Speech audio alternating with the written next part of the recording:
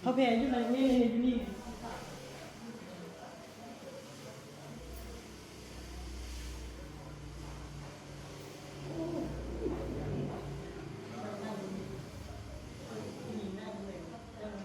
น้ำมือใส่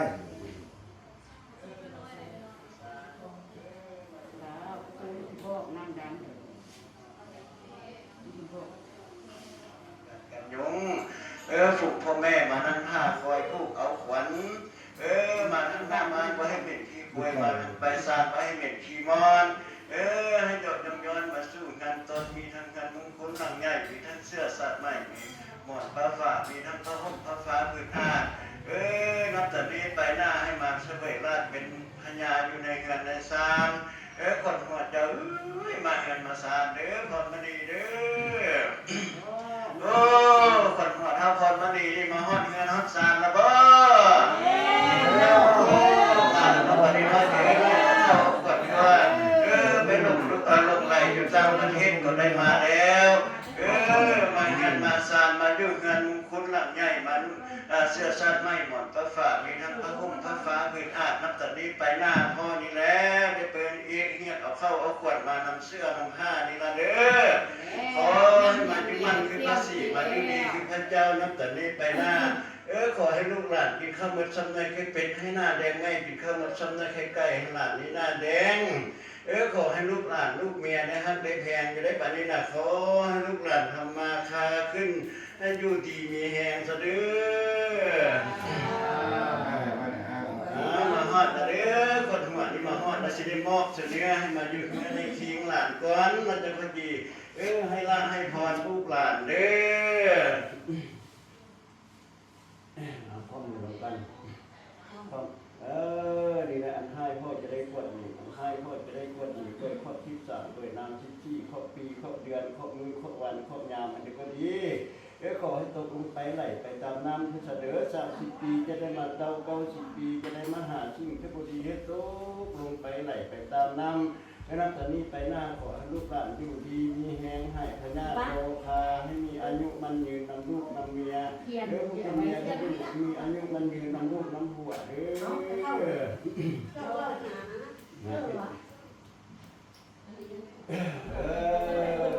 ีบริษัททำสอบมีประกอบงานดีข้อดีแล้วได้กล้วยข้อให้ข้อเจ็ดข้อเป็นข้อร่างข้อไม่ตายข้อลงข้อไม่ป่วยข้อตายข้อไม่สร้างข้อมีแล้วแบบนี้พ่อจะได้กวดอันดีเข้าเนื้อเข้ากายให้ลูกให้หลานเด้อสิ่งที่ดีก็ขอให้เข้าเนื้อเข้ากายคนอยู่ดีมีแหงหายพญาอันนี้ก็ขอให้เข้าเนื้อเข้ากายนับจากนี้ไปหน้าขอให้ลูกหลานอยู่มั่นคือพระศรีดีคือพระเจ้าขอของสิ่งที่ดีของขว้างมีเป็นดีก็กวดเข้าเนื้อเข้ากายพระเจ้าเด้อนี่แหละพ่อได้ไปไปเฮ็ดไปเกียรติไปทายอะไรก็คือมาเข้าเอาขวัญลูกเราได้มาหมดจดมาทวนแล้ว32ขวัญพ่อก็ได้มาเต้า92ขวัญพ่อก็ได้มาโฮมให้แล้วขวัญในขวัญนอกขวัญพ่อขวัญกลางอันนี้ก็ได้มาคุบมาทวนแล้วที่มอบเสนอให้มาอยู่เฮือในทีลูกเด้อนั่นตอนนี้แต่หน้าขึ้นมาขอซื้อขวัญเจ้าจะได้ขายขึ้นมาขอได้ขวัญหัวเจ้าจะได้ให้ลูกหลานมาอยู่มั่นคือพระศรีมาอยู่ดีคือพระเจ้า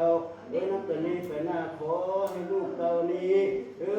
จงทำมาค้าขึ้นผู้รักให้เล่นมาให้ผู้ใบให้เล่นมาปันผู้บุทันก็ขอให้เล่นนำมาทรงลูกหลานจุดประสงค์สิ่งใดก็ขอให้ได้ดังคำมักคำปรารถนาขอให้ลูกหลานทำมาค้าขึ้นเกินอยู่ดีมีแหงมันยืนที่ตั้งลูกนำเมียได้บ่ดีเด้อ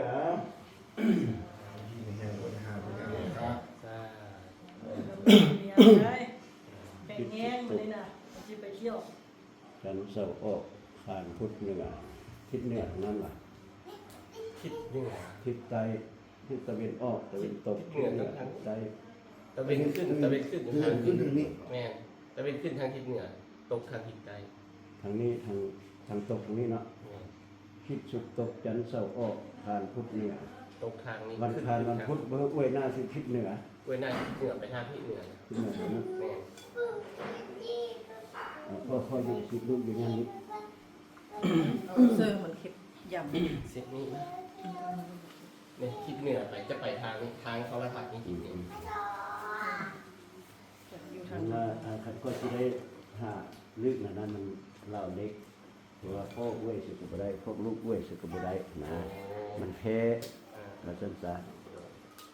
ใช่ นั่งคิดนี้ถึงแล้วเนาะ วันอาทิตย์กับวันศุกร์ให้เอื้อหน้าสุตะเวนตกวันจันทร์กับวันเสาร์ให้เอื้อหน้าสุตะเวนออกวันอังคารกับวันพุธให้เอื้อหน้าสุทิศเหนือวันพฤหัสให้เอื้อหน้าสุทิศใต้ วันพุธ ให้เอื้อหน้าสุทิศเหนือลูกที่ เข้า กัน ตุ้ม พ่อ ขวัญตุ้มเข้าตุ้มขวัญเด้อให้กดมาอยู่ยาวอยู่เฮือนนำลูกนำเมียได้แบบนี้นะ วันนี้ผู้เฒ่าผู้แก่มาเต้ามาโฮมวันนี้นะ อันนี้เอาไว้ในนี่บ่พอตุเรื่องนี้เนาะ ปีแหละที่ดูมาก็เหมือนละ เอามากินเบิดเลย ท้อง กินซุ้มเดียว จะพี่เจ้าผ่านกินกันเยอะ มดก็ได้บนนั้นเดี๋ยวบนนั้น ลืมผู้เดียวเลย นั่งหลังพ่อนั่งอยู่ข้างหลังพ่อนี่เอิ้นบนนั้นมา นั่นเลยโบนัสลงมา มานั่งข้างหลังพ่อนี่ โบนัส ดูเป็นดูเดิน มันอยู่ดื้อ จักมาแล้วบ่เห็นหัวหน้า บ่ได้มาเกี่ยวไปเอาเกือบ เอาเกิดเห็นแล้ว โบนัส จักอันนี้ มาเดียวนี้โลซ่ากับมา แกงเข้าแกงขวัญลุเฮล่ะ มาเดียวนี้ ตามห้างตามมีหลานเอ้ย ให้เมียจักอันนี้เราสิเฒ่าจักอันนี้ ก็อีกถึง ให้เฒ่าจักอันนี้เลย ควบคุมเอาตามเอาลูกเอาเต้าเมื่อ เอา บ่ มี มี ตู้นั้นจักอันนึงพอจักอันนึงจักเงื่อนหลัง จับมันเดียวก็ได้ รถอีก5เงื่อน เพิ่มชื่อบอก อันนี้อันนี้ หลายคนตุ้มจังบ่ 5 เฮาหันเข้าก่อน แล้วพวกอีก3 เส้นอีก3 เส้น มาเด้อสตาร์ มาได้บรรดาน้องนุ่งเข้าจักก่อนก่อน หลายคนจังนั้น ขึ้นไป อัดตัวก็เป็น ประบอด แนบ หัน มือ หัน เด้อแนบมือเด้อไอ้ซับเนี่ย มาเด้อมานบเด้อมาไว้ลูกกังมา คิดเข้ามาวันไหน มานั่งอ้าวตุ้มเข้าตุ้มขวัญเด้อ ครับนั่งไป เอาไม่ปลา นัดมานั่งข้างพ่อนี่ข้างหลังพ่อกับแม่นี่ ตามที่ตามคลองขึ้นมันเพิ่นอายุสูงผูกแก่ก่อนจังบุแพ้ เอามาคนกลัวคนดู เอาซับนั่งเลย ดูยืนได้ไปก่อนเข้าก่อน นั่งบ่ เกิด ร ก่ อ อนดูมันฉีดฉีดปากได้ทุกสิ่งหุ่มโผหุ่มใส่ให้ลูกคือหลานดีมีแหงเด้อมันยืน คือใส่ศพใส่ปากให้เป็นเอื้อยเป็นปลาให้ดูดีมีแหงกันเด้ออ่ะนี่แหละมื้อนี้เป็นมื้อสั่นวันนี้เป็นวันสอบมื้อประกอบยามดีพลมณีเว้ยพ่อตู้นี่แหละหาทั้งปีทั้งเดือนเพิ่นก็ว่าดีมื้อนี้วันนี้สร้างแก้วขึ้นสู่หงคำเพิ่นก็ว่าดีมื้อนี้วันนี้พญาธรรมขึ้นของราชเพิ่นก็ว่าดีมื้อนี้วันนี้นักบาชขึ้นของเมืองเพิ่นก็ว่าดีมื้อนี้วันนี้ท้าวสีบุญเฮืองขึ้นดังแท่นเพิ่นก็ว่าดีมื้อนี้วันนี้พอนี่นะฮะมืองามยามดีแล้วจึงได้มาเฮียกเอาเข้าเอาขวัญลูกหลานที่ไปปิ้นปัวอยู่ห้องหมอต่างประเทศก็หาได้มื้อนี้วันนี้มื้อนี้เป็นมื้อสั่นวันสอบมื้อประกอบยามดีเพิ่นว่าเป็นวันสัญญาดิถีอมุตตะโสกตกใบนี้เพิ่นว่ามันตกไม้จันทร์ขันใบนี้มันขันไม้แก้ว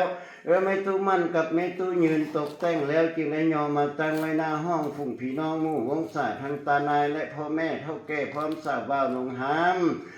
บัดนี้ได้เลิกงามยามดีแล้วพวกลูกพวกหลานจะได้มอบพาเข้าเล่าขวัญอันนี้ให้พ่อพ่อจึงได้รับเอาพาเข้าเล่าขวัญอันนี้เพื่อจะทำลาบาสีให้ลูกให้เต้า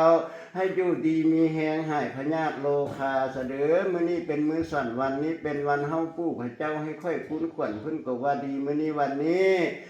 หมอสร้างให้ได้เข้าห่วงหน้าเพิ่นก็ว่าดีมื้อนี้วันนี้หมอสร้างนาได้เข้าห่วงก้อนเพิ่นก็ว่าดีมื้อนี้วันนี้เพิ่นเอาลูกหลานไปปิ้นปัวดีแล้วมาซ้อนอยู่เฮือนอยู่ศาลนำลูกนำเมียเพิ่นก็ว่าดีมื้อนี้วันนี้เศรษฐีเบิกเงินล้านเพิ่นก็ว่าดีมื้อนี้วันนี้ นับแต่นี้ไปหน้าลูกหลานออกจากบ้านแต่จะได้ไปพ่อแต่สิ่งดีๆคิดเงินให้ในมือละเต็มไทยดำคิดคำมือละเต็มไทยป้านลูกหลานจะได้นั่งอยู่บ้านเสวยราชเป็นพญาพ่อนี้จึงได้หามืองามยามดีจึงได้เฮียเอาเข้าเอาขวัญลูกหลานให้มาอยู่นักในเนื้อมาอยู่เฮือในคิงเสด็จบัดนี้เด้อขอให้ลูกหลานอยู่ดีมีสุขตลอดปลอดภัยมีอายุมั่นยืนอยู่นำลูกนำเมียหลายๆพ่อทอนสาธุนะโมตัสสะภะคะวะโตอะระหะโตสัมมาสัมพุทธัสสะนะโมตัสสะภะคะวะโตอะระหะโตสัมมาสัมพุทธัสสะนะโมตัสสะภะคะวะโตอะระหะโตสัมมาสัมพุทธัสสะนะโมตัสสะภะคะวะโตอะระหะโตสัมมาสัมพุทธัสสะ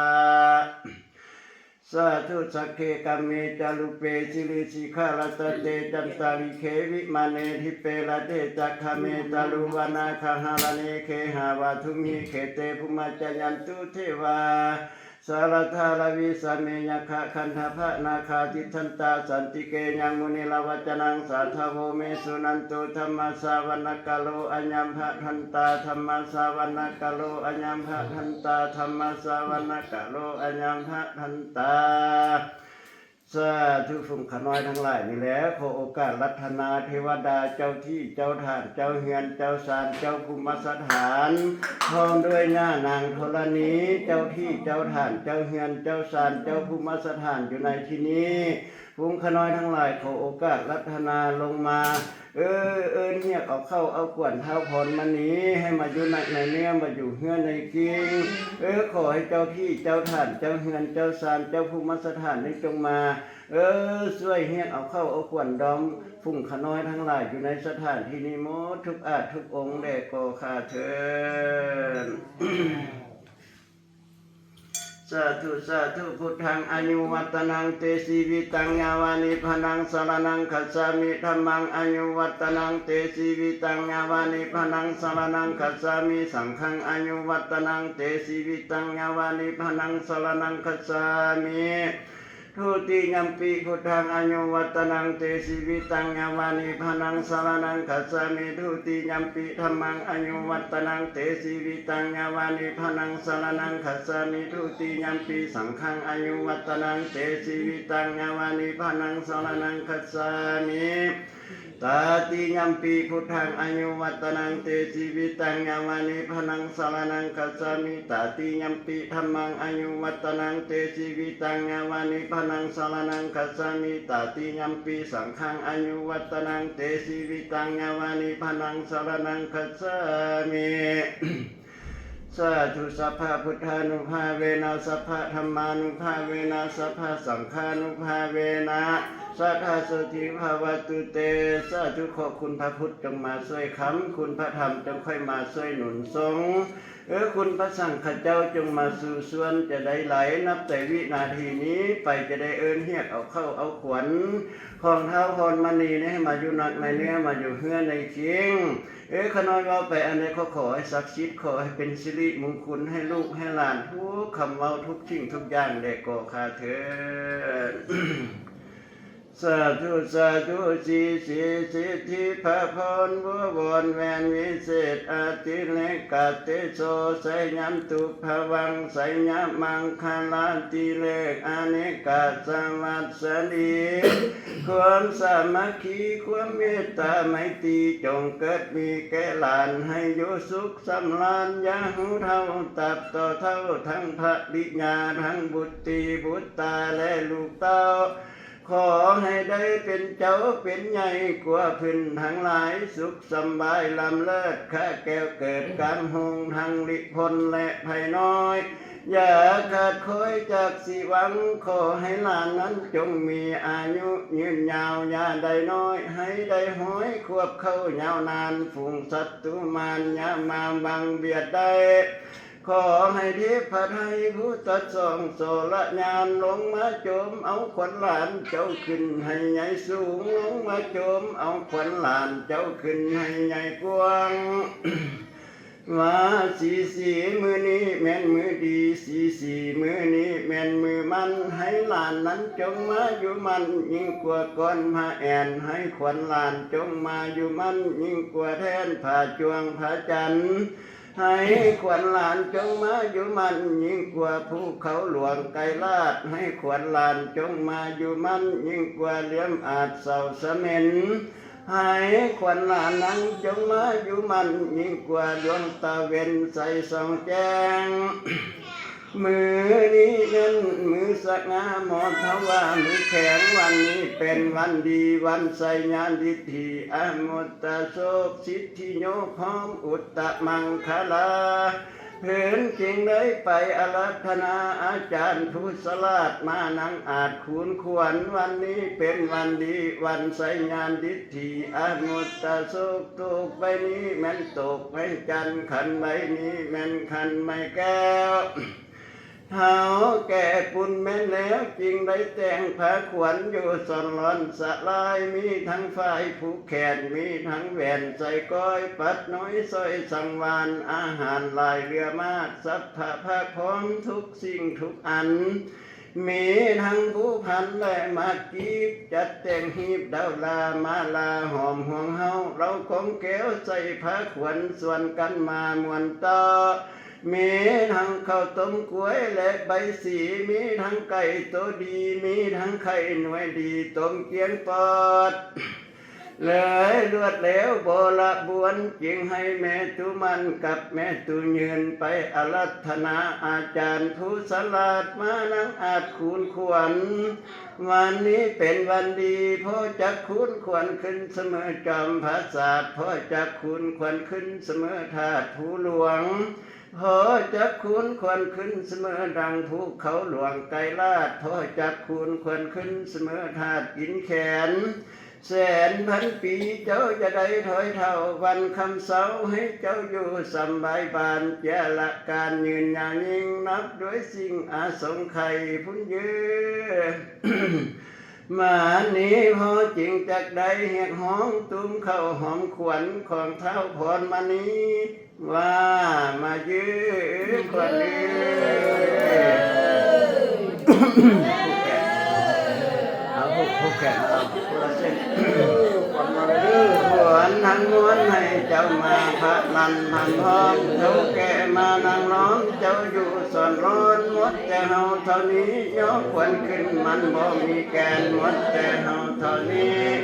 ย่อขวัญขึ้นมันบ่มีใดดังนั้นพ่อจึงขอเชิญเอาเทพพรให้เจ้าผู้มีบุญมาช่วยคุณใส่ย่อเอาขวัญหลานเจ้าเยอะพ่อจักเชิญเอาเทวดาผู้อยู่กำไฟไตมาช่วยคุณช่วยย่อเอาขวัญหลานเจ้าเยอะพ่อจักเชิญเทพพรให้ผู้อยู่หออาสนะคำมาช่วยคุณช่วยย่อเอาขวัญหลานเจ้าเยอะพ่อจักเชิญเอาสิบหมอสะดำลุกมาแต่ผู้น้อยมาช่วยคุณช่วยย่อเอาขวัญหลานเจ้าเยอะพ่อจักเชิญเอา30หมอน้อยลุกมาแต่ผู้หลวงมาช่วยคุณช่วยย่อเอาขวัญหลานเจ้ายื้อพอจักเชิญเอา50หมอหลวงลุกมาแต่เมืองฟ้ามาช่วยคุณช่วยย่อเอาขวัญหลานเจ้าเยอะ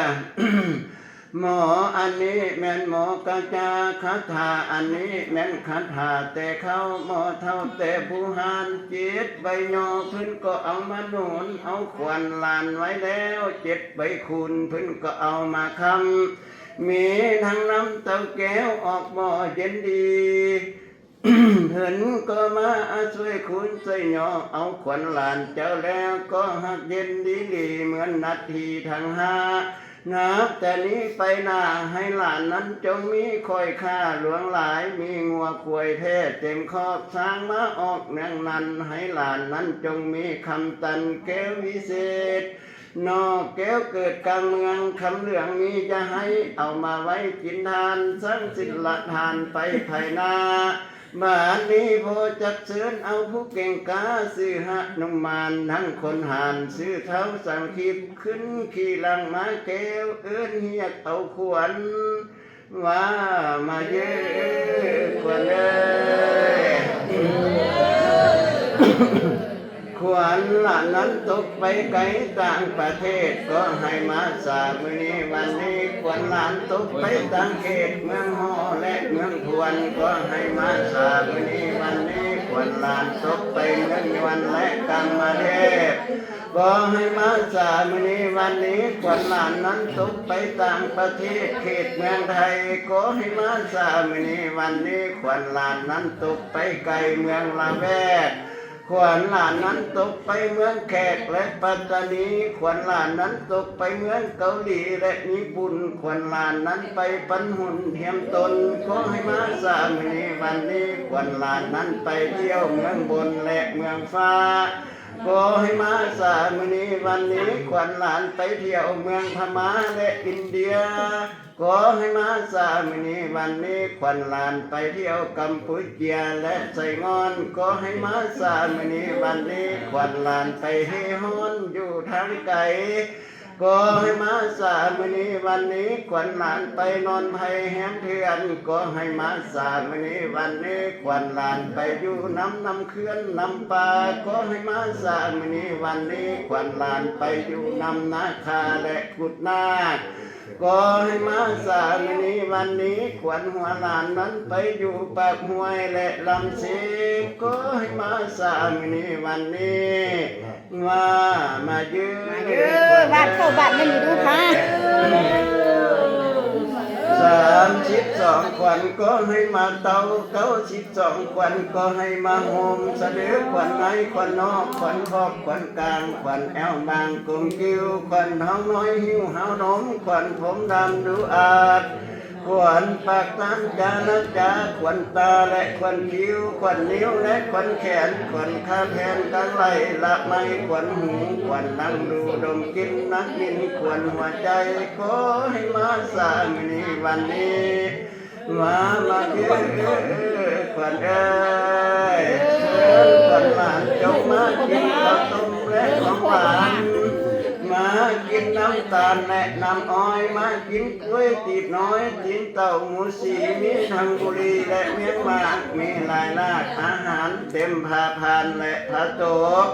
มีทั้งไก่ผู้อบต้มใส่ผ้าขวัญขอเชิญชวนขวัญหัวเท้าพรมณีจงมาเ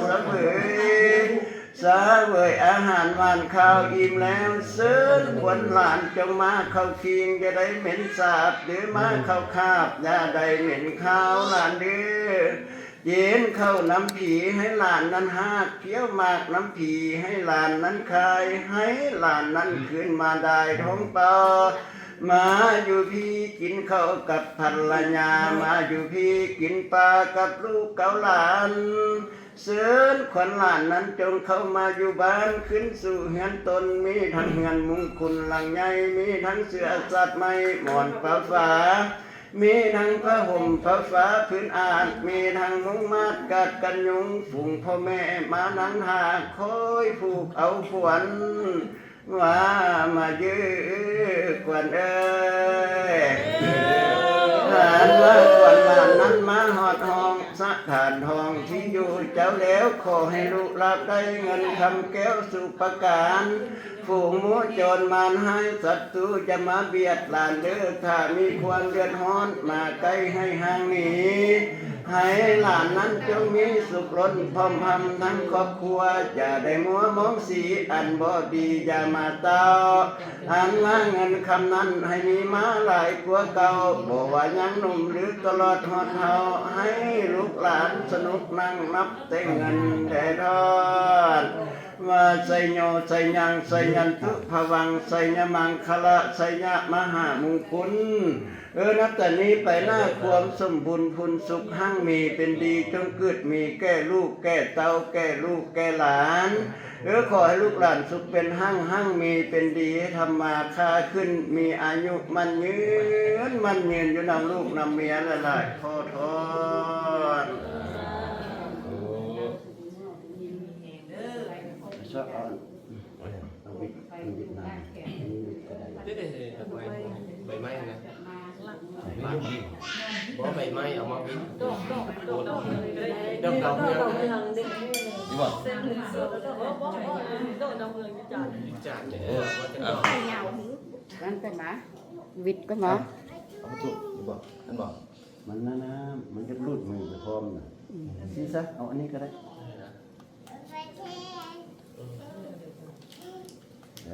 ปล่อยเงินปล่อยคำนะเอาเบมือใส่ผ้าขวัญนะ ไปนำนะแกเฮียน นี่แหละมื้อนี้มื้อสั่นวันซอกมื้อประกอบยามดีพ่อนี่แหละได้ไปเอิ้นไปเฮียบไปเจียกไปพายเอาพลายไปตื้มเอาเข้าเอาขวัญลูกหลานมาแต่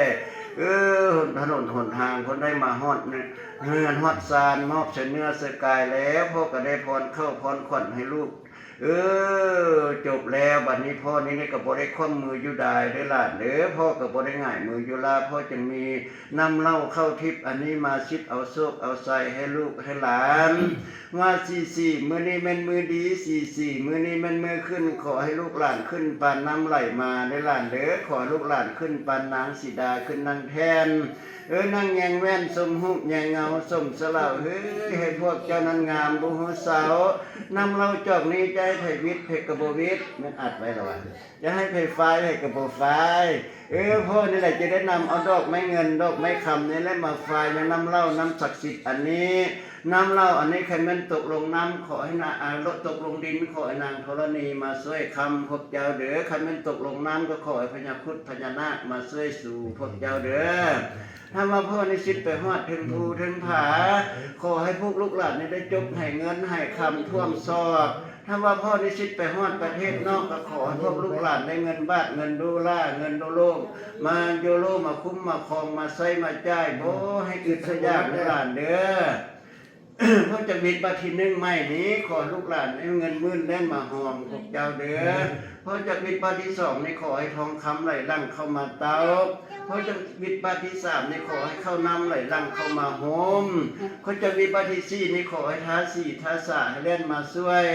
เพราะจะบิดบาที่ห้าในเจ็บป่วยไข้ในเนื้อพวกลูกหลานจะได้มีในหลานเด้อเพราะจะบิดบาที่หกในขอให้ลูกหลานได้เป็นเศรษฐีเงินล้านเงินโกดเพราะจะมีปฏิจิตในขอให้พ้นโทษพันธนาโทษน้อยโทษใหญ่ในกระบอกให้มาเตะมาต้องห้างกายลูกหลานเด้อ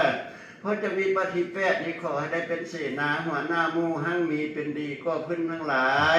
เพราะจะมีปฏิเก้าในขอให้เงินลูกลั่นเข้าหาเจ้าหาลูกหลานในมือละ100,000,000 $คุณเด้อโอมพระพุทธังโอมพระธรรมังโอมพระสังฆังอุทธกังนำอันนี้แม่นำศักดิ์สิทธิ์เพราะจะชิดเจบรรดาลูกหลานมาร่วมงานในวันนี้ก็ขอให้มีอายุยืนยาวดอมกันเท่าๆในลูกเด้อลูกเต้าผู้ใดเกิดออกมาล้วนแต่ให้เป็นผู้หั่งผู้มีได้เป็นเศรษฐีเงินล้านเงินโกดหมดทุกผู้ทุกคนเด้อนับแต่นี้ไปหน้าเงินกีบให้ไหลมาหาพวกเจ้าเงินดอลลาร์ก็ขอให้ไหลเข้ามาหาพวกเจ้าเด้อคันพวกเจ้าไปทางน้ำก็ขอให้ได้ขี่เหือไหวคันพวกเจ้าไปทางบกก็ขอให้ได้ขี่รถวิโก้พาราโดเดนคูเซอร์เล็กซัสคันไม่งามๆเป็น10คันก็ให้มาตู้มาโฮมเป็นน้ำลูกน้ำหลานนี่อีกเด้อถ้าว่าฝนตกหำพวกเจ้าให้ได้กางห่มแสดคันฟ้าแดดออกมาแล้วพวกเจ้าได้กางห่มแก้วให้ได้นึกน้ำเหล้าน้ำพิษน้ำมนต์อันนี้แล้วก็ขอให้สุขเป็นหั่งมีเป็นดีให้ทำมาค่าขึ้นร่ำรวยถือหวยพบโตหมดทุกคนเด้อเอาวะขอให้น้ำอันนี้เป็นน้ำศักดิ์สิทธิ์เด้ออุอะมุมะมุนมามหามุนมังมุลังหุนตุยัตถาวาลิวะโหปุโรสัพพะกาลังมัคคิยันติขอให้คาถาหั่งมีอันนี้จงมาเข้าอยู่ในเหล้าอันนี้ขอให้ลูกหลานผู้ใดได้กินก็ขอให้ร่ำให้รวยนับแต่นี้ไปหน้าขอให้ลูกหลานอยู่ดีมีสุขตลอดปลอดภัยมีอายุมั่นยืนขึ้นเกินหลายทุกคนพอจิบเลยมันกินมาได้ก็กินทุกจบนะมันเพิ่งกินคือคนพ่อว่านี่ได้ทุกอันไข่กันมาพ่อจะให้ มันนี่พูดแก่รวม พ่อจะขึ้นนะ ทุกคนนะกินมาทุกคนเลยเราก็จะสู้กันเดี๋ยว ไอ้กินเลยเด้อ เขาได้เรื่องของตัวได้เสีย ก็ แข่งก็ใกล้เสื่อม เดี๋ยวใกล้เลยไม่กินเยอะ ไม่กินแม่ เขาใกล้จะขาย โอ้ย ทั้งขวดทั้งเมียเลยจุ่ม นั่นเลย ไม่ได้กัน ใช่จะเข้าเลยจะขบวนไม่ได้เห็นได้ที่นี่ด้วย เอามัดให้แม่มันได้มัดให้พ่อมันได้ฝ้ายนี่น่ะนั่งอยู่ พู เป็ ด นให้ พอ ดี หยับเข้ามา แล้วคิดว่าวันเดียวนี่เลยมันจังไหว คือมันนั่งขาดใจสับไหม มันนี่เป็นแบบนี้เธออะไรเธอหลุดเตียงเข้ามา เอาลง ใช่ตะแขนถูกคนดูพวงถูกหลุดเตียง แต่นั่งกลางนี่นั่งกลาง มันคือแขนมันไหม มัดตะแขนหลุดเตียง มันแขนเราจะไม่ตัดเขาเหรอ มาที่นี่มาที่นี่มา มัน ที่ ดี นี่ แม่คือไฟมันแขนเลยได้ก็ให้ตัดทิ่มเลยเอาทิ่มซะแล้วเดี๋ยวที่แขนเขาปูได้ เรื่องนี้เลยมันว่าผมพูดเป็นเป็นตำรวจกันเลย มาสองรอบ ที่นั่งไว้นี่นะมันเป็นเงินแรกวันนี่กูไม่อยากอยู่เงินอยู่ตายนะครับ มาเจ็บมาเป็น เอาฟังเด้อบัดนี้เด้อนี่ล่ะมื้อนี้มื้อสั่นวันซอกมื้อประกอบยามดีพวกพ่อแม่เฒ่าแก่เพิ่นหาทั้งปีทั้งเดือนเพิ่นว่าดีมื้อนี้วันนี้บัดนี้พ่อนี่แล้วจำห่วมพาเข้าเล่าขวัญเฮียเอาเข้าเอาขวัญเอาพรมื้อนี้ได้มาพบมาทวนแล้ว32ขวัญก็ได้มาเต้า92ขวัญก็ได้มาโฮมนี่ล่ะเด้อนับแต่นี้ไปหน้าพ่อนี่แล้วจึงมีฝ่ายมงคลบุญพระเจ้านี่ล่ะมาผูกเข้าเอาขวัญลูกหลานไว้นับแต่นี้ไปหน้าพ่อนี่ผู้แขนซ้ายให้ขวัญมาผู้แขนขวาเอาอยู่นับแต่นี้ไปหน้าทั้งสร้างเจ็บให้ลูกหลานสร้างได้เสด้อเพิ่นสร้างไข่ให้ลูกหลานสร้างหั่งสร้างมีให้อยู่ดีมีแฮงหายพญาติโลคาเสด้อว่าพุทโธสิทธิเตสะธัมโมสิทธิเตสะสังโฆสิทธิเตสะฝ่ายจำนวนนี้มันฝ่ายศักดิ์สิทธิ์องค์พระพุทโธผู้มีฤทธิ์ทอดประทานมาให้พ่อจึงได้เอามาไว้ผู้แขนที่อยู่ในดินแดนลุ่มฟ้าหันหน้ามาแล้วให้ยันสั้นหูตามมอบ่เห็นแจ้งซ่องผีอยู่ห้องจักรวาลบ่ให้นำเอาฝุ่งมารมาบังเวียดพวกเจ้าเด้อเส้นฝ่ายจำนวนนี้มันฟาดตาผีมันนี่ห้อยโยดผีตัวใดโหดหายกาหันเข้ามามันมรณาเท่าซั่วตาจนกลัวมันอ่อนยอมก้มคาบน้ำทำตามธรรมพระเจ้าว่าเลยจะได้ใส่คาถาทำไว้นำฝ่ายจำนวนนี้ป้องกันลูกหลานไปบ่ให้มีอันคามาบ่ให้มีอันคล้องว่าอิสวาสุสวาอินะโมพุทธายะนะมะหะทะนะโมพุทธายะขอให้คาถาธรรมนี้จงคุ้มครองลูกหลานนับแต่นี้ไปหน้าให้ลูกหลานอยู่ดีมีแหงหายพญาติโลคาประตูผู้แขนในแล้วอยู่มันคือดังพระศรีในลูกเด้ออยู่ดีคือดังพระเจ้าคันลูกหลานกินข้าวมาซ้ำเนื้อไข่เป็ดให้หน้าแดงไหมในลูกเด้อหลานเด้อกินข้าวมาซ้ำเนื้อไข่ไก่ให้ลูกหลานในหน้าแดงนับแต่นี้ไปหน้าให้ลูกให้หลานได้ฮักได้แพงจะเด้อผลมณีเด้ออยู่ทุกแรงทุกสาวคันแม่เจ้ามีความอั้งอยู่ในหัวใจเจ็บในให้หลานถอนออกเก็บนอกให้หลานถอนทิ้มประตูผู้แก่นั้นมีสุขภาพแข็งแรงให้เป็นห่มโพห่มใสให้ลูกให้เมียได้เคารพนกไม้แรงเศร้าอยู่ทุกยามเด้อนับแต่นี้ไปหน้าให้ลูกหลานได้แต่อันดีมีแต่อันโชคโลกให้อย่ามาพานมารให้อย่าได้มาแตะต้องอุปสรรคขัดข้องก็จะได้มีขอให้ลูกหลานนั้นจงมีรัศมีใส่ส่องแจ้งทุกแห่งโลกาเหมือนดังพระจันทราเที่ยวที่พ้นจากปีกเมโคปนรสูงเหมือนดังเงินเพลง15 คำเด้อหลานเด้ออย่าได้ตกต่ำต้อยเศร้าเสียสีขอให้หลานนั้นเป็นดังแก้วมณีงามดีใส่ซ่องเป็นดังมุกแก้วซ่องใส่แสงขอให้เป็นของแพงอันล้ำเลิศจงเกิดมีแก่ลูกแก่หลานนับแต่นี้ไปหน้า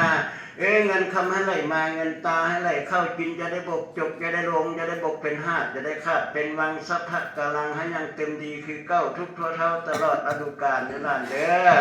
อนับแต่นี้ไปหน้าขอให้ลูกหลานได้แต่อันดีมีแต่อันโชคขอให้ลูกหลานมีอายุวันนะสุขะภะละอายุวันนะสุขะภละจงเกิดมีแก่ลูกแก่หลานอโลคัยญะภวะทน5ปฏิภณะภวะทน6อาทิปัตตยะภวะทน7จงเสด็จลงมารักษายังชีวิตของลูกของหลานให้ได้อยู่ดีมีแหงหายพญาติโลคาธรรมาคาขึ้นเกินมีอายุมันยืนหลายๆพอทอนสวัสดีเนาะงอหลายคนละ มาโดนไหนเมื่อย ไอ้เนี่ยหัวเมาเดี๋ยวเราก็ ช้ำเลยแม่ขาดให้นับเลยแม่ เขาหั่นหนึ่งกับช่ำสันสิละ ฮะ เลยแม่ ให้ลูกกิน เงี้ยเลย ลูกเป็นผู้สุดท้ายล่ะเขาหั่นหนึ่งลูกก็คืนละ เดี๋ยวจิบนั่นก็ได้ น้อย เอามือโปรพิสลมา มันยาวย้อนยาวก็ตัดออก หน้ามูลโปมันก็มูลหมด มืด เออนะฮะไปกันนาส้นฟ้าเนอยังมีน้ำแข็งให้ยังแต่อันดีมีแต่อันโศกนับแต่นี้ไปหน้าขอให้ฟ้ามาแข็งคุ้มครองลูกหลานแล้วอยู่ดีมีแหงอยู่นำลูกนำเมียนำลูกนำหลานนับแต่นี้ไปหน้าลูกหลานจงได้แต่อันดีมีแต่อันโศกสิ่งที่ดีอยู่น้ำแข็งนี่ก็แม้แต่แนวดีๆจ้องเข้าจ้องขวัญลูกไว้เด้อบัดนี้เด้อยันไปจะมาจะเด้อบัด ช่ว นี้ ง ขอ เช้า ให้ลูกหลาน นะจิตมือก็ขอขอบจิตน้องขอเสียค่ะ ห้าวอัน ห้าวขึ้นยงอย่าลงจากเชื่อให้ลูกหลานนี้ขึ้นขาดจะได้ขาดจากยามขอให้ลูกหลานขึ้นคือดังน้ำไหลมาคือดังปลาอังตอนอย่าได้ฮ้อนสักสิ่งอันใดลูกหลานทำมาค้าขึ้นผู้หลักให้เล่นมาให้ผู้ใบให้เล่นมาปันผู้บุทันก็ขอให้เล่นนำมาส่งนับแต่นี้ไปหน้าลูกหลานทั้งสองนี่นะจุดประสงค์อันใดก็ขอให้ได้ดังคำมักคำปรารถนาขอโทษ ใส่ศพใส่ปาก เอาติดตอนดีๆให้เมิดละ นะ มาสักตรงเพียงนะ ยัง มันตัดที่น้ำไม่ได้ได้ยิน ระดับเนี่ยเพียงอย่างนี้ มีดก็บ่เข้านะ มันโดนละ เป็นถ่ายเทียน นั้นปองที่เชี่ยนั่นเอง มาดู ได้อันนู้